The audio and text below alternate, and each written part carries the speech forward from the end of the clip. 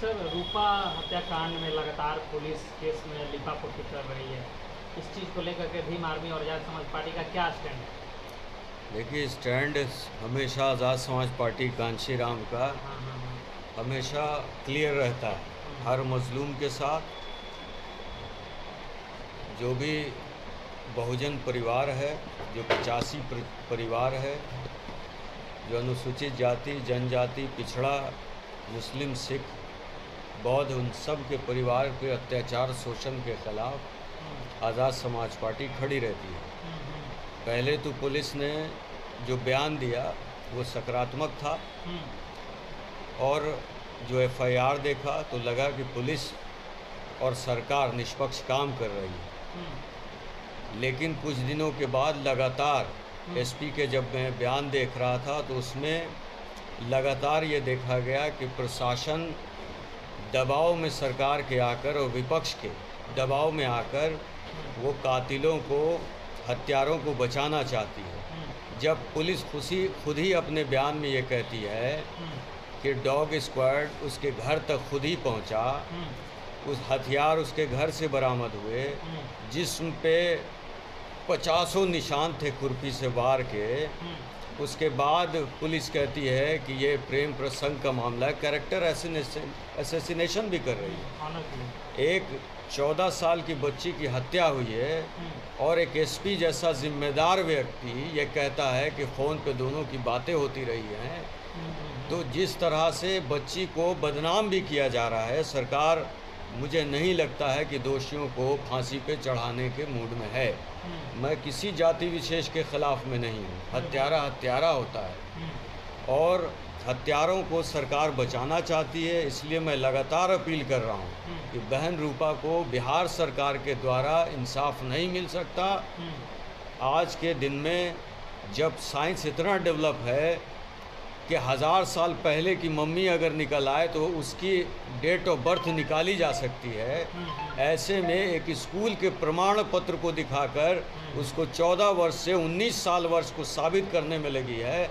तो आप सोचिए कि किस तरह से केस को कमज़ोर करने का काम कर रही है। या तो पुलिस पहले जल्दबाजी में थी और या अब जो है वो पूरे प्रभाव में आ चुकी है। इसलिए मैं पूरी तरह से सीबीआई जांच की मांग करता हूं और बिहार सरकार के सारे वक्तव्य को, जितनी भी जांच अभी हुई है, सबको नकारते हुए सीबीआई जांच की मांग करता हूँ। तो क्या लगता है आपको, पुलिस प्रशासन में भरोसा नहीं है, निष्पक्ष काम नहीं कर रही है? बिल्कुल भरोसा नहीं है, रत्ती भर का भरोसा नहीं है, 1% भरोसा नहीं है। जिस तरह एसपी जैसा जिम्मेदार व्यक्ति अगर एक मृत बच्ची के कैरेक्टर को असैसिनेट कर रहा है, वो कह रहा है कि प्रेम प्रसंग का मामला था, वर्षों से बात हो रही थी, ये हत्या के बाद रखने का एक जिम्मेदार व्यक्ति का क्या मतलब था?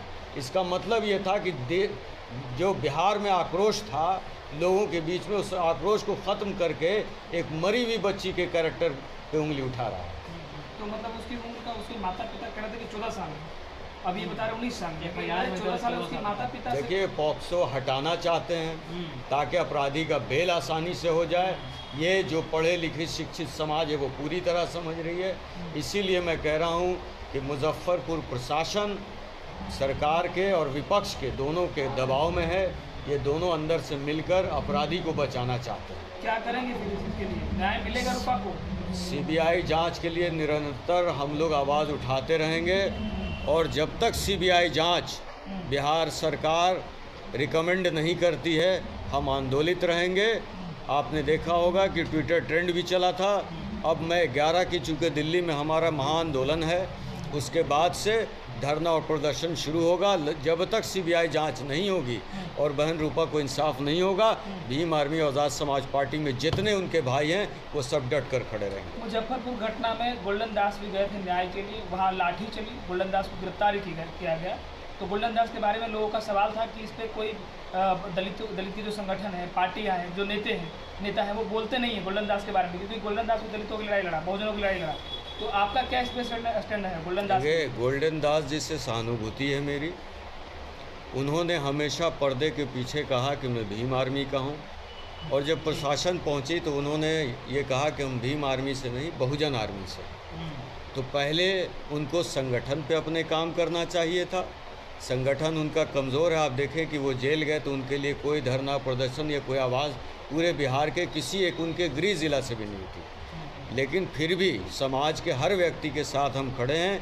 अगर उनका परिवार और वो स्वयं अगर मदद मांगते हैं और वो उस बात के लिए भी क्षमा मांगते हैं कि जिस तरह से वो माननीय राष्ट्रीय अध्यक्ष भाई चंद्रशेखर आज़ाद जी पे आपत्तिजनक बयान भी दिए कि वो उत्तर प्रदेश से हैं, फलाने से हैं, धमकाने से हैं। नेता जो है बाबा साहब भीमराव अम्बेडकर भारत ही नहीं विश्व के नेता हैं। मानवर कांशीराम पूरे भारत के और विश्व के नेता हैं। उसी तरह बढ़ रहे नेता हमारे चंद्रशेखर आज़ाद जी पूरे भारत के गांव-गांव के बहुजनों के नेता हैं। तो क्या गोल्डन दास के लिए आप लोग जिस दिन उन्होंने मदद मांगी, मैं पहला व्यक्ति हूँगा जो मेरी तरफ से उनको मदद पहुँचेगा। आपकी पार्टी संगठन दोनों पूरी तरह से। एक सवाल ये है कि मुजफ्फरपुर आईजी जो है वो पत्रकारों पर जो है वो धमकी दे रहे हैं कि अगर आप लोग अफवाह फैलाएंगे, रेप के मामले में बताएंगे तो आप लोगों पर कार्रवाई की जाएगी, आपके चैनल को डिलीट करवाया जाएगा। आईजी साहब को आपके माध्यम से बता दूं कि सबसे पहला बयान जितने अफवाह है वो पुलिस द्वारा फैलाई गई है। अगर कार्रवाई करनी हो तो पुलिस पे करें और आईजी साहब बताएं कि पुलिस का पहला बयान सत्य था या अब जो दे रही है वो सत्य है। और ये सत्यता की जांच खुद आईजी कहें कि सीबीआई जांच करके पुलिस को भी निष्पक्ष आज़ाद कराएं मुजफ्फरपुर में, वरना पुलिस पर भी क्वेश्चन मार्क सबसे बड़ा खड़ा है। क्या आईजी के पास ये अथॉरिटी है कि किसी के जो पत्रकार है उसका चैनल डिलीट करवा दिया, उस पर कार्रवाई करने का अधिकार? भाई आईजी साहब और पुलिस महकमा नीतीश कुमार जी का बॉलीवुड एक्टर बन रहा है। सबको कैमरा में इसके सामने आने का शौक चढ़ा है। भाई ये काम मुख्यमंत्री पे छोड़ दीजिए। मुख्यमंत्री ने आज तक ज़ुबान नहीं खोला। बहन रूपा क्या उनकी बेटी नहीं है? क्या बिहार में की सभी बच्चियां उनके परिवार की बच्ची नहीं है? क्या 14 साल की अनुसूचित जाति की बेटी क्या उनके परिवार की बेटी नहीं है? आज तक नीतीश कुमार खामोश हैं और वर्दी में बैठे पुलिस के ज़रिए से भ्रम फैला रहे हैं। नीतीश कुमार जी को भी अपने ऑफिसर्स पे भ्रम फैलाने के लिए कार्रवाई करनी चाहिए। बिहार में विपक्ष के नेता तेजस्वी यादव कहते दलितों की आवाज़ है, दलितों को उन्होंने आवाज़ दिया। लालू प्रसाद यादव दलितों को आवाज़ दिया, फिर दलितों की इस तरह से घटनाएं हो रही है, तो इसमें तेजस्वी यादव का क्या है?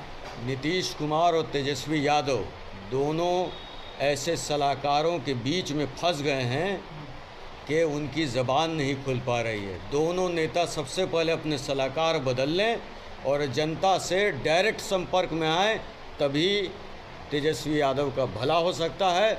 वरना लालू जी के नाम पर जितनी कमाई करनी थी वो कमाई ये तेजस्वी यादव ने कर ली। अब एक सिक्का भी बिहार से वोट के नाम पे उनके झोली में नहीं गिरेगा।